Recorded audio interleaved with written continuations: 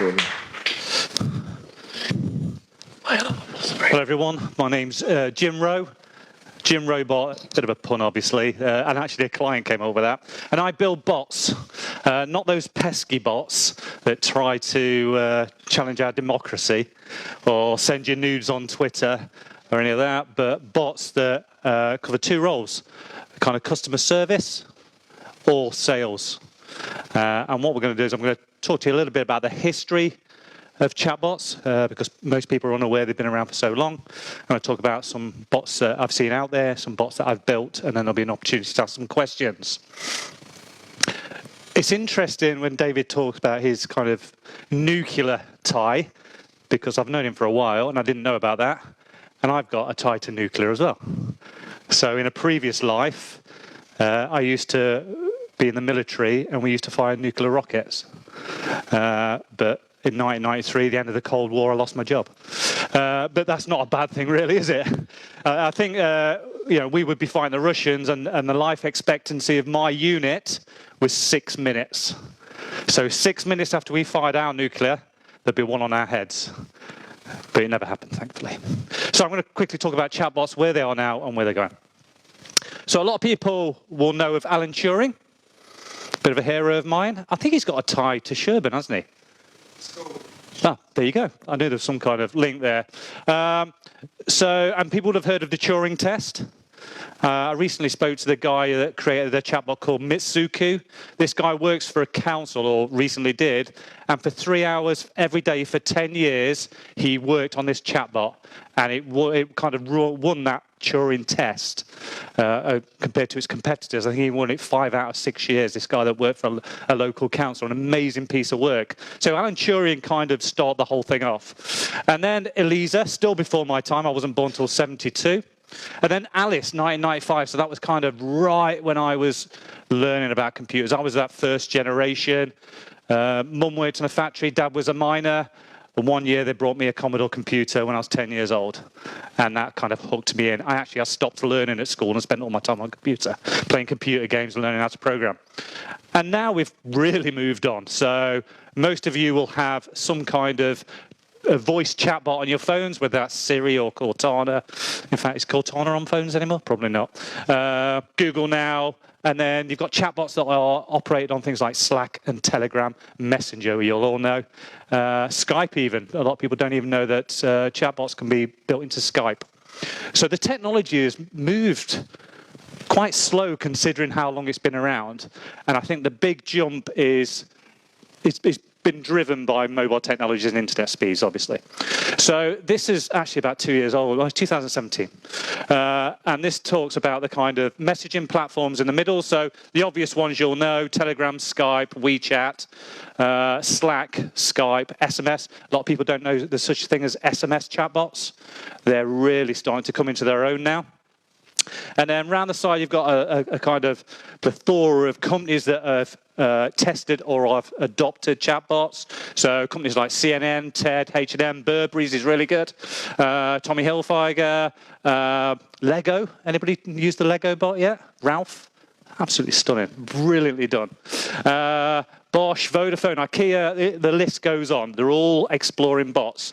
And then round the side, you've got kind of the providers. So this is my preferred provider, ManyChat. That is the platform I used to build bots on. I've had to jump through quite a lot of hoops to be an agency partner, an educator, and there's another badge, I can never remember what that one is. But that's the platform that I build on and work with my customers on. But there's lots of others out there, ChatFuel, Octane, AI, Pandora bots. It's a real wild west out there, and lots of people are throwing lots of money into this industry at the moment. And then round the outside, you've got kind of all the stuff that hangs off it. So Amazon Lex, Lewis, kind of all the NLP, natural language processing, natural language understanding stuff. And then you've got things like Bottomized Chat Metrics, so all the metrics around chatbots. It's pretty crazy out there at the moment. There's a lot of people getting involved in the industry and a lot of money being thrown around. ManyChat, for instance, have just had their second round of funding and they've got $18 million for round 2. And they're already working on round 3. They've tripled the size of the company. There's a lot of money going into this area. Weirdly, none of it seems to be happening in the UK, But you go into kind of Central Europe, especially Holland for some reason, there's a lot more happening there, and obviously the States and further afield.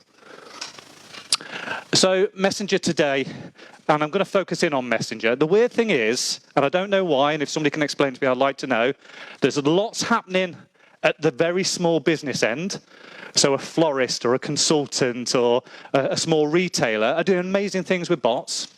And then there's a lot happening at the enterprise end, the banks, insurance companies, really intelligent chatbots, and there is nothing in between. So you look at the SME market here in the UK, nothing's happening with chatbots. It's just very sporadic. And you know, when I hear something, I get really excited, but then I don't hear anything else for months. And I don't know why that is. But Messenger, if you're going to get into messaging app chatbots, Messenger really in the UK is your only option because it's so prolific. Can I have a show of hands who's got a Messenger account? So if you look around, hold your hands up, everybody put them up. Yeah, it's pretty prolific in this room. And interestingly, it's quite prolific across all the age groups. So my daughter's 16. What's going to be her primary messaging app? Anyone?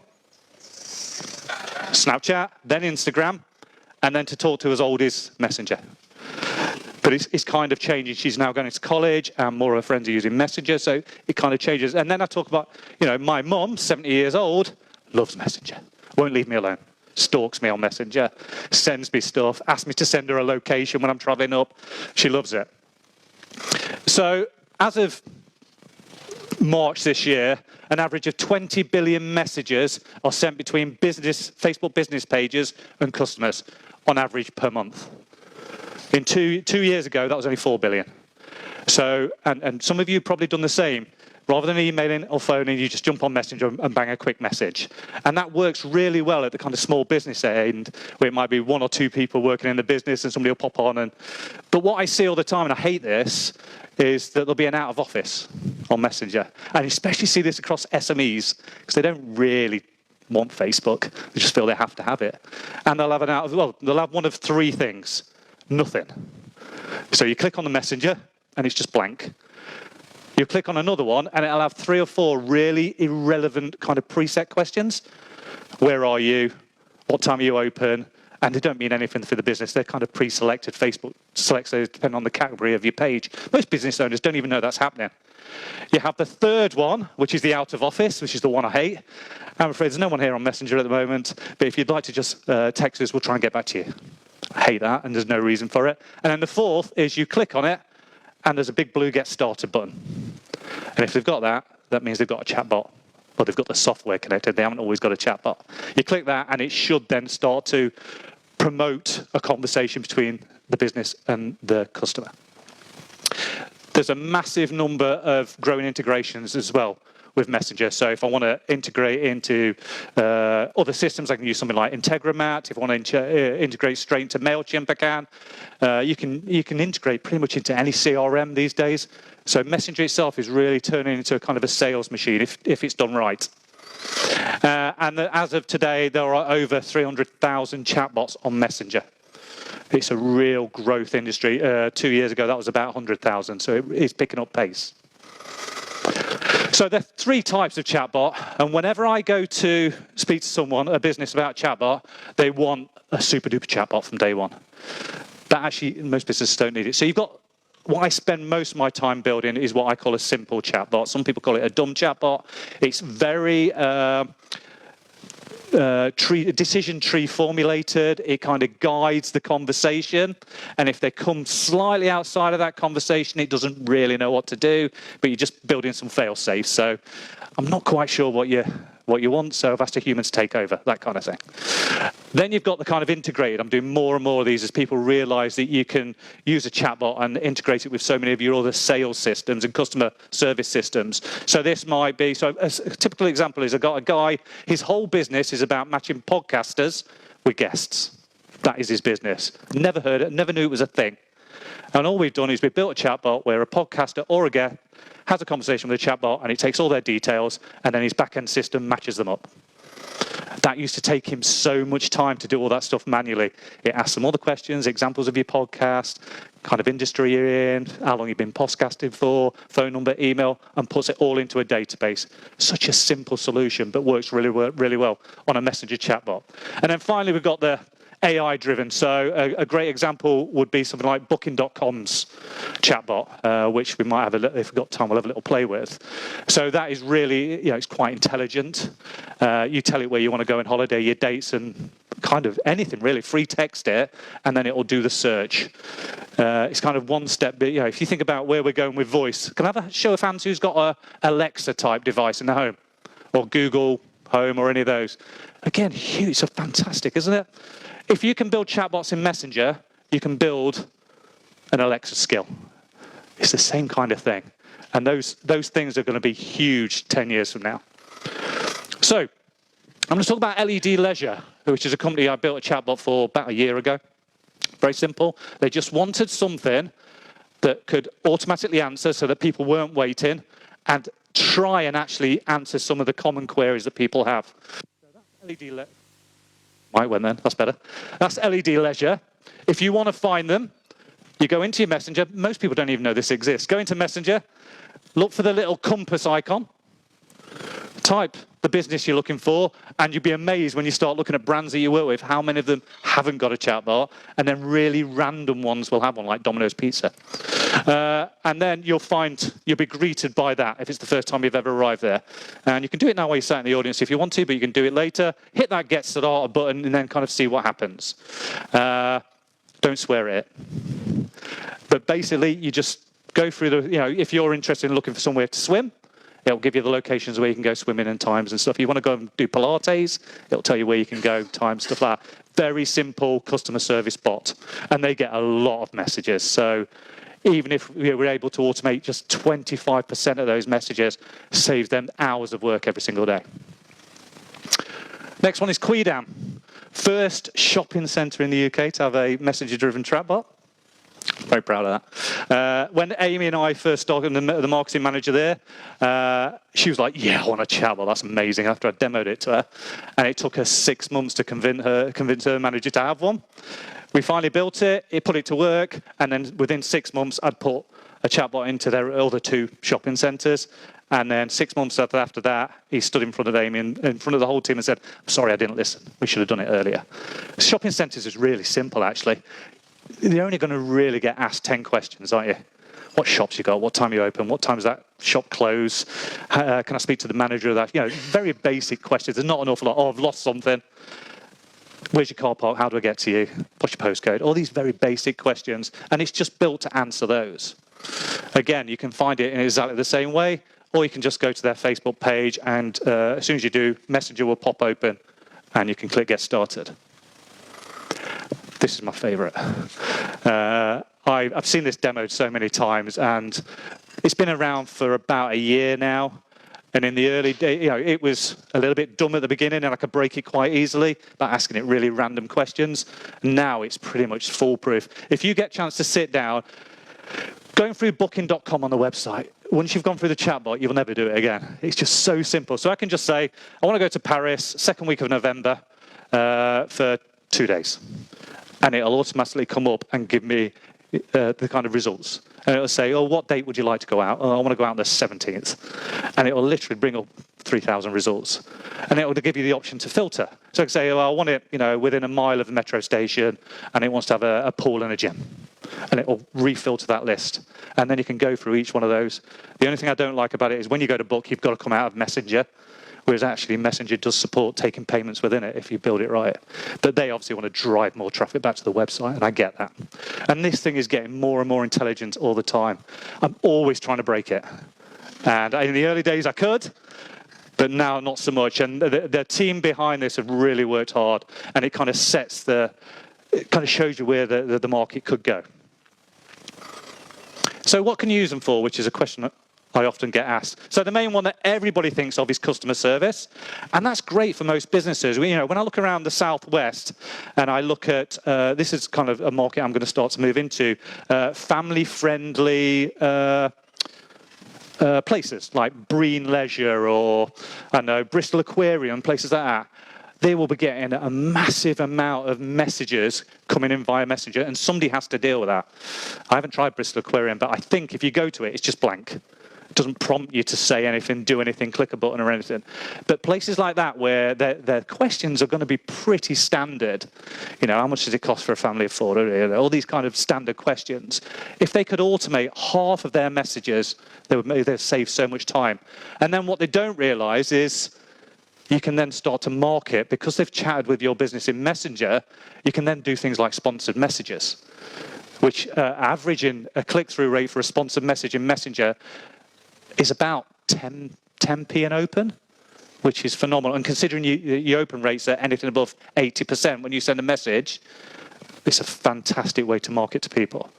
But selling products and service. First time I ever used a Messenger chatbot is I bought a Mevo live streaming camera. Terrible bit of equipment, but the sales process was brilliant. So at the checkout, little checkbox, it says, do you want us to send you information via Messenger? Didn't think anything of it, clicked it. The order confirmation came in Messenger, the tracking came in Messenger, and then I started getting messages in Messenger about how to better use the product. Really clever. Content marketing. So I've got some clients that use it purely for their consultancy business to content market to people, and it works beautifully. I've got one client that sends a message out every Sunday, and he's a consultant for small business owners, and he's got 398 subscribers on that, and they've all stayed for 40 weeks in his messages. So they've all stayed. 100% of those people have stayed all the way up to message 40, and they can continue to stay. So every Sunday it just goes out automatically, a little bit of a snippet, because he's an author as well, out of his book, and they just keep coming back. They love consuming it that way. And you just don't get that with email. You don't get the kind of, I think the open rate's 94.7%, and they just consume that content. So if you're thinking about content marketing, great way to do it. Lead generation and management, I'm doing more and more than that.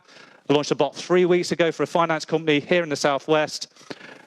If it goes through, he's landed a deal worth 1.3 million property financing deal off a Facebook advert and a chatbot. I wasn't expecting that, but I'll take it.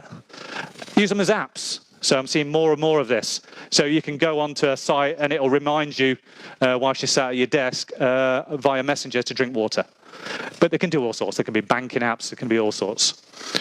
Personal finance, I'm seeing more and more on that. So you may have heard of Plum or Clio. So they have bots that kind of act like little personal finance assistants.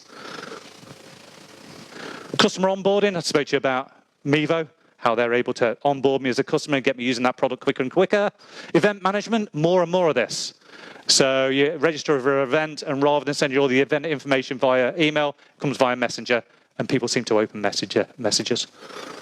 Payment updates, so again, getting involved. Somebody spoke to me this morning and said, if you were building a chatbot for Experian, what would it look like? And I was thinking, bloody hell, that's not an easy question, is it? But as long as they've got the database where they're doing all the number crunching, there's no reason why you couldn't present the data in a conversational form, and then add some artificial intelligence about it. So if it knows your credit rating, and then it knows if it drops 100 lower or goes up 100, they message you and give you an update, and then try to sell you credit cards. Shipping updates, I've seen that works so well. Account updates, obviously, and reservations. Over in the US, restaurants are killing it using messenger marketing, and hotels, believe it or not. But here in the UK, I haven't seen a single restaurant, I just don't see it. Okay, so this is what I think is going to happen. So some predictions here. So I think chatbots are on the growth. So we know that WhatsApp's chatbot API is in testing at the moment, and tests are going well. They've predicted it'll be released this year. I think it's probably going to roll into 2020. And Instagram said they're going to roll out their chatbots in 2020. I think that might drop a little bit further on. We all know that Facebook are working hard to kind of bring those three products together with a common backbone so that they can kind of use them or manage them better. So beyond Messenger, now be able to message someone straight from Messenger who's on Instagram, for instance. And it makes sense to have chatbots that work across all three of those platforms. It is happening. Voice, I just love the whole voice thing. You know, I add things to my shopping list. I stick on Radio 4. Yeah, I'm a Radio 4 fan. I fire up Spotify. I add to my shopping list. I think that whole voice thing is just amazing. And I've got a 16-year-old daughter who abuses Alexa constantly, screaming at her, shouting at her. But, you know, asking her, she would never do a Google search, 16 years old. The way she shops is totally different. It's either Instagram or it's Alexa. There's no Google searches at 16. It's really weird. And then I think what's happening, and a bit of a warning here, AI is already taken over our lives and you don't know it. So there's lots of work going on AI, expected to be driven more into where there's big data sources, so NHS, travel, finances. There's going to be there's already computers deciding on, you know, whether you can have finance, a bank loan, a mortgage, all that kind of stuff. But I think more AI is coming. You know, we know it's getting intelligent. You know, the Facebook, when Facebook went down a couple of months ago, and it had all the images, and then you saw the tags. So all the images are gone, but you saw how they'd kind of SEO'd all the images, how the AI was reading those images, and it was fascinating. So, you know, they've got really quick at pulling content down. That AI, that artificial intelligence that Facebook are building is truly phenomenal. And we know Google are doing the same. Interestingly, Google's Dialogflow, which is the software that makes chatbots intelligent, is free. And people like me are putting all this data into these NLPs and Dialogflow. And this is just what Google's always done with their search, get everybody using something for free, and then they get all the data. So they've got this Dialogflow is learning from all these hundreds of thousands of chatbot developers, putting these information through their program. Some useful resources. If you're thinking, I haven't heard enough about chatbots and I want to learn some more. When I started, there was no books. I couldn't go and find like a dummies book for building chatbots, didn't exist. There was some really high-level AI machine learning stuff. I wasn't reading that. So I found these two Medium blogs. So Chatbots Life and Chatbots Magazine. If you get a chance and you're interested in that whole market, some brilliant articles on there, all free, fantastic. I love it. And I am running a workshop in a couple of weeks' time here in Taunton, second one here at company. And if you go to bit.ly/DT, Digital Taunton bot, fire that up and you can find some details via a bot about that workshop. How am I doing for time? Brilliant. Oh, fantastic. Questions?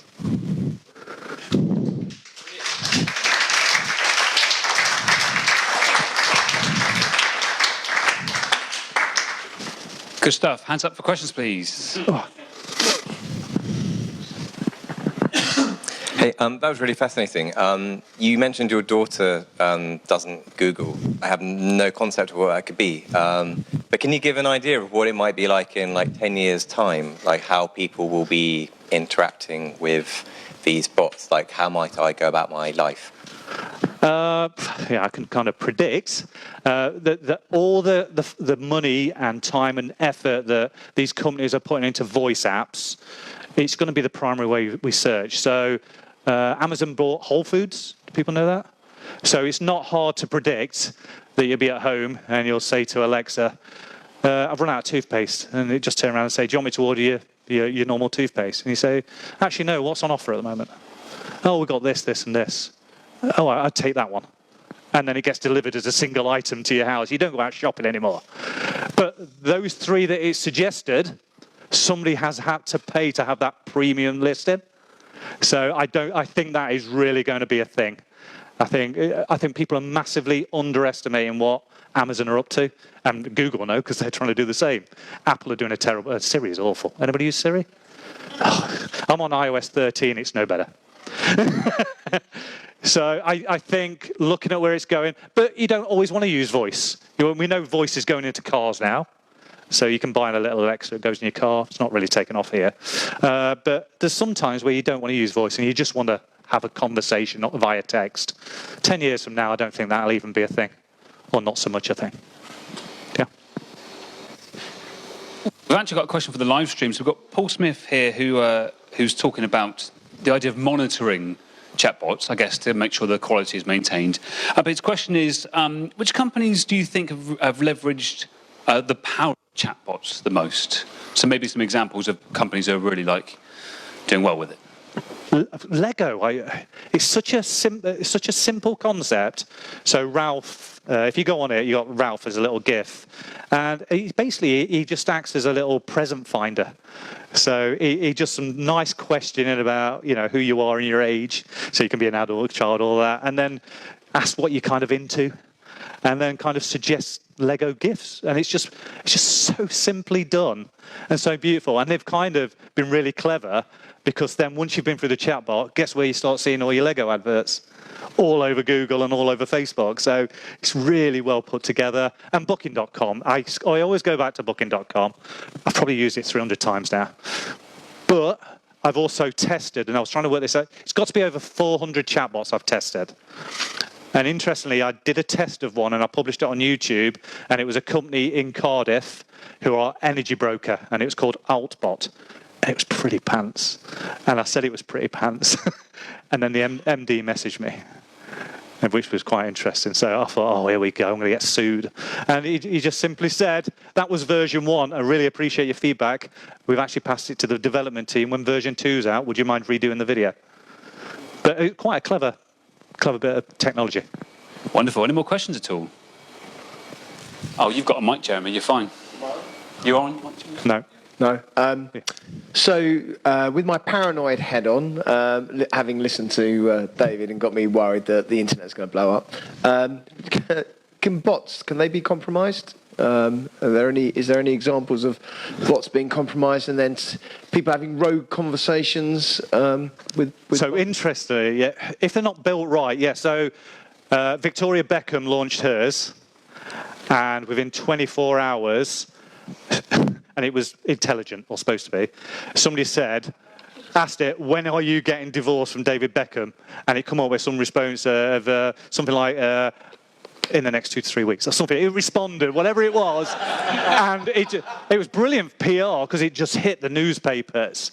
So one of the things I'm always trying to tell customers, a chatbot's great, but you don't have to try and make it answer every single question, which they'd obviously got wrong.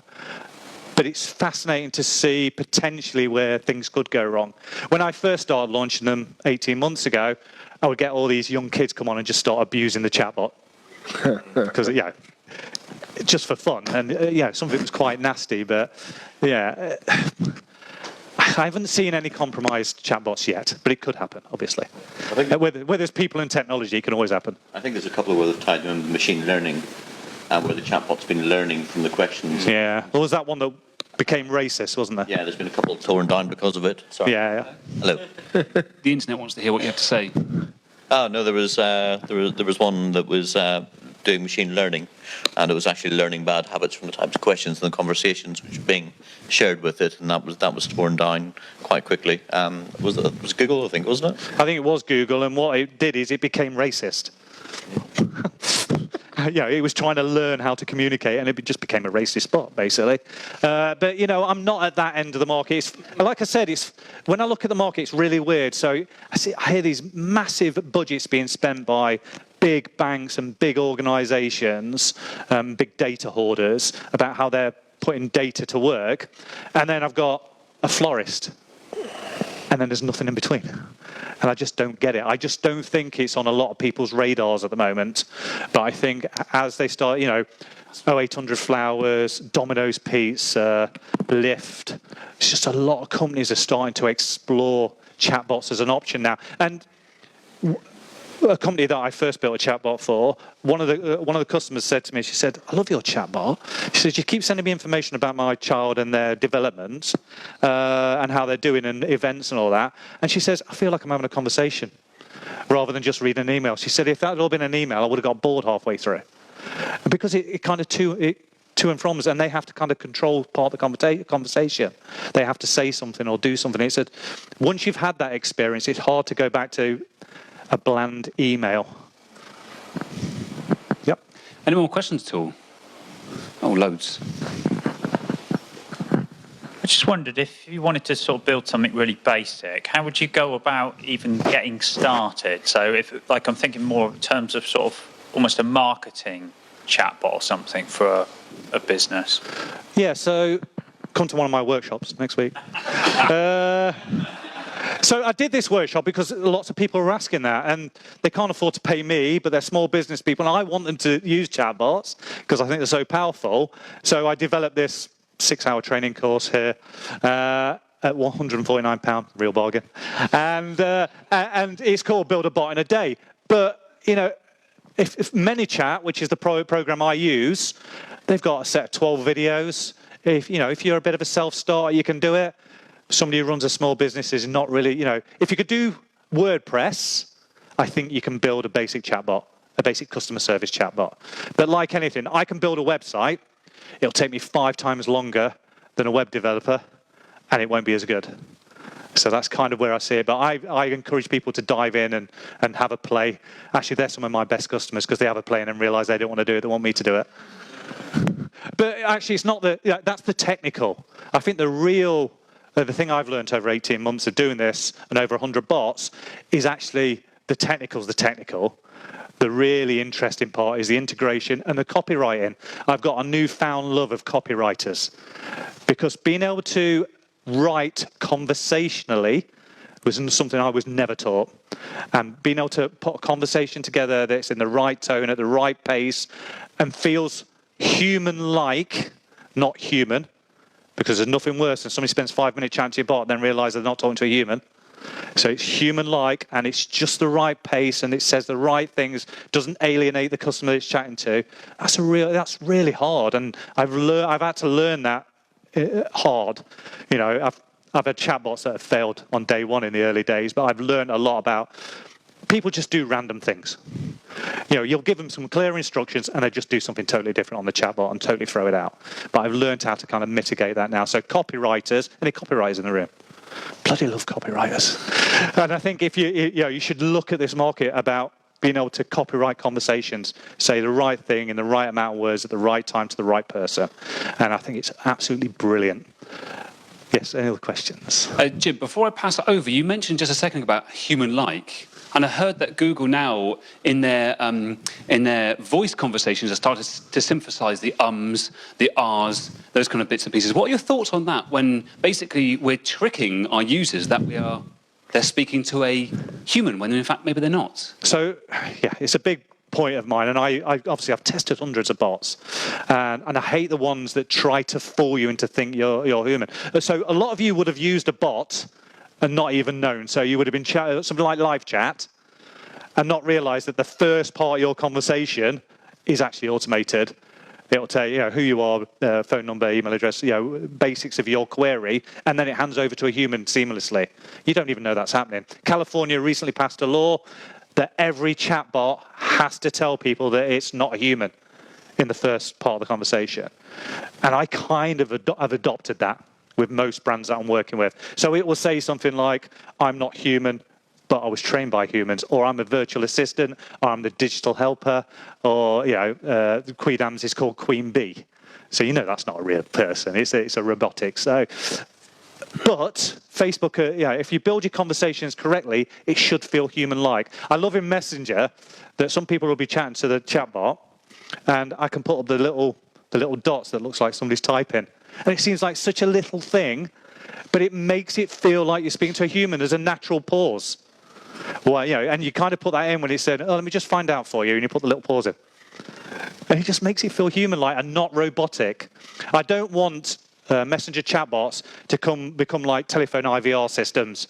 Press 1 for this, 2 for that, 3. And I see people doing that with bots. It's bloody awful. And I don't want them to use them like out-of-office messages either. So with a lot of clients, they want to automate everything. I say we're automating the first 20% of the conversation. And then a human's taking over, because that is just not... I would not want to have that part of the conversation with a robot. I want to speak to a human. But then I've seen things like Woebot, W-O-E-Bot, which is a mental health chatbot. And apparently it does amazingly well because people know they're not being judged by a chatbot. So they're happy to say and just chat to this chatbot about their worries in life. And I think that's amazing. You're going to see it start to get used in so many different ways, so many clever ways. Oh, Lidl. Lidl's chatbot, Margot the wine bot. Basically, you tell it what you're having for dinner, and you can use an emoji like a salmon emoji, and then it'll suggest the wine. And it'll do a low price, medium range, and a high price wine, and they got a sommelier to kind of test it, and he was like, "It's pretty good." Any other questions? Yeah, hi. Apart from the bargain 149 for your seminar, are there any ongoing costs? Like, do Facebook charge for using their messenger service for Only if you want, like only if you want to send things like sponsored ads into Messenger. And my favourite is sponsored messages. They are so underused. They're a little bit flaky at the moment, but Facebook know that. But that ability to be able to, if somebody's already engaged with your business, they're already potentially a warm lead, then being able to message them back 24, 48 hours later is truly phenomenal. And it is so cheap. You know, I was doing Facebook advertising in the early days when it was really cheap. It's not so cheap anymore. But that is because they want to drive more people into marketing there. It's a little bit tricky. It's a little bit technical at the moment, but like everything else, Facebook knows an opportunity there. In terms of ManyChat, which is my preferred platforms, so there are probably 30 platforms you can get started on. ManyChat, really brilliant. There's a free version. You pretty much, you know, within an hour, 2 hours on it, you want the paid version. It starts at $10 for up to 500 subscribers. And then it goes to $15 for up to 1,000 subscribers. So it's such a great way for anybody to get into it. You know, one of the things I want to do is try and get out to some kind of colleges and schools because it's so low cost that you could really get the kids creating amazing things. A bit like coding, I suppose, getting kids into this kind of conversational commerce really on. I'm not interested in the technical, but then being able to kind of formulate what a digital conversation would look like is fantastic. Any other questions? What about things like privacy? Obviously, you're having a conversation with this bot. It's not a human that's likely to forget it when it walks out the door. It's obviously recording on the back end or going to a data center. What about the issues that you see there? They're pretty much any kind of customer service issues that you would have. So chatbots within Messenger are GDPR compliant, so it's double opt-in. So you click the get started. You're not a subscriber at that stage. Once you've done another action, you become a subscriber. If somebody wants to unsubscribe, they literally type stop. And it unsubscribes. It's really easy. They want to subscribe again, they type start. It's really simple. So normal GDPR rules apply. And then if you're taking that, obviously, if you're taking that data out of the Facebook ecosystem, then obviously there's GDPR issues. So even moving stuff into a spreadsheet or into another database, a lot of people now include a privacy policy in their chatbot. Or if they're taking data, they'll say, this is why we're taking your data. So it's not a difficult thing to get around. And actually, people don't seem to care. They'll give their weight, height, email address, phone number. They just give that stuff willy-nilly. They give it to Fitbit, they give it to whoever. They just don't care. I'll be honest, they really don't care. Any other questions? Any more questions, folks? Jim, I think that was it. Thank you so much. What a wonderful talk. Please give Jim a wonderful round of applause. Thank you.